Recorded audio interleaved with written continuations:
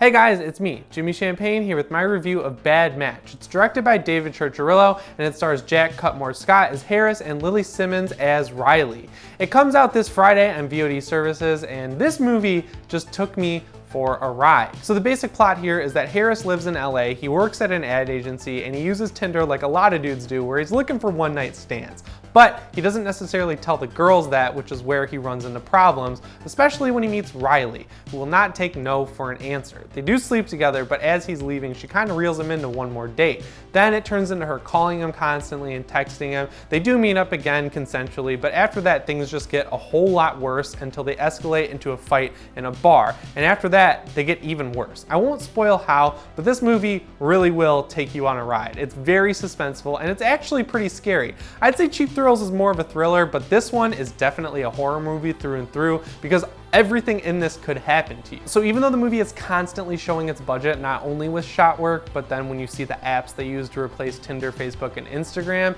they totally make up for it, not only with believable dialogue and the way that people interact and talk about these apps, but the acting from Jack Cutmore-Scott and Lili Simmons is totally on point. They carry this movie all the way through, and I loved every moment they're on screen. Actually, I would have liked to see Lili Simmons just a little bit more now that I think about it, but Jack Cutmore-Scott just does such a great job with this one that that's just a minor gripe. And like I just mentioned, the shot work does look a little cheap. It's not unwatchable or anything, but it's just a little inconsistent. You could tell what scenes they wanted to spend a lot of their money on, and you could tell what scenes they really didn't want to spend a lot of their money on.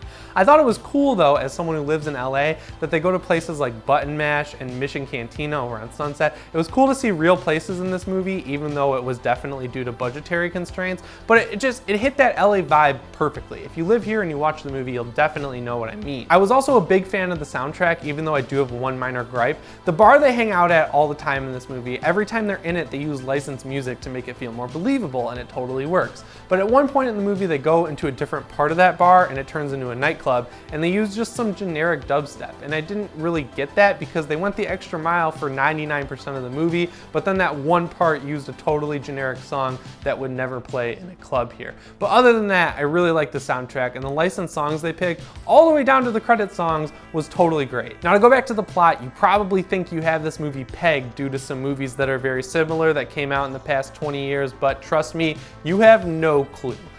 If you've been watching my channel for a while, you know I'm not a huge fan of twists because in horror movies, they're either 9 times out of 10 super predictable or just so dumb that you don't predict them because they would never happen.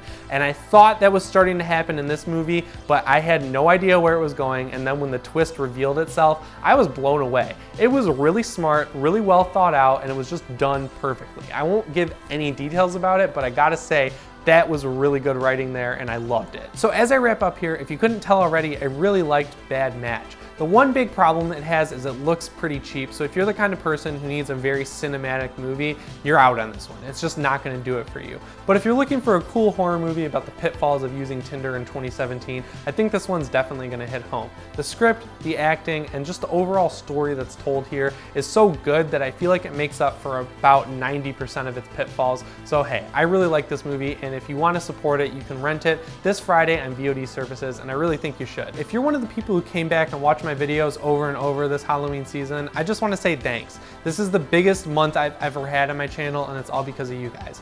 Big things are coming. Fear Frequency is still going. I'm gonna have a ton of horror movie reviews, and I'm working on more shorts, but the big thing I wanna say is thank you. And if you're not subscribed, there's your pitch to subscribe now. Leave me a thumbs up button and let me know what you thought of this video down in the comments. Anyways, guys, my name is Jimmy Champane, and I'll see you in the next one. Thanks for watching.